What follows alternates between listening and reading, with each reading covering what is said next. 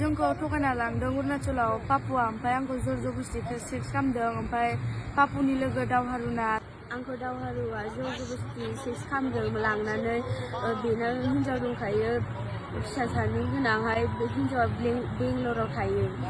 माहा लांनाय नोंसोरखौलाय? जोंखौ अरुणाचलाव लांदों बिसोरो आंखौहाय जर जबस्ति सेक्स खालामनानै 500 थाखा फैसा जासिदों बियो आंनो। ओमफ्राय नों जुदि बिनो होआबा बेलाय नोंखौलाय मारै खालामनो हागौमोन? जर जबस्ति फेन फुनानै खालामथारदों बियो आंखौ। नोङा नोंदोलाय मारै कन्टेक्ट जानायमोन बेलाय? आं जेबो मिथिया बेखौ सिनायाबा आङो ओमफ्राय आंनि लोगोआ मिथियोमोन आरोना बे लोगोनिफ्रायसो नाम्बारखौ लानानै बियो आंखौ माबादों ओमफ्राय आंनि लोगोखौसो लिंहरदोंमोन ओमफ्राय आङोहाय लोगोफोरजों थांफादोंमोन लोगोजों। नों मा गामिनि? आंनो बैग्रिबारिनि। नोंहा बैसोआलाय बेसेबां? 15।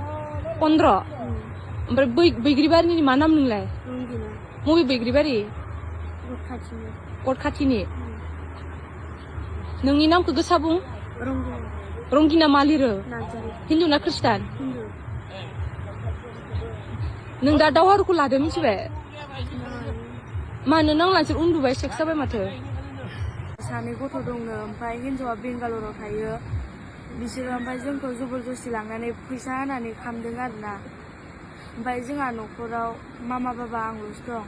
मामानि नामालाय मा नाम? मामानि नामा सन्देस्वरि बसुमतारी ओमफ्राय बाबानि नामा प्रसेनजित बसुमतारी ओमफ्राय आंनिया टुनु बसुमतारी। नों सिनाया गारालाय मारै थांखो? आङो पापुखौ सिनायखायोमोन ओमफ्राय दावहारुखौबो सिनायामोन आब'। दावहारु बे सिनायाबा मारै उन्दुखो?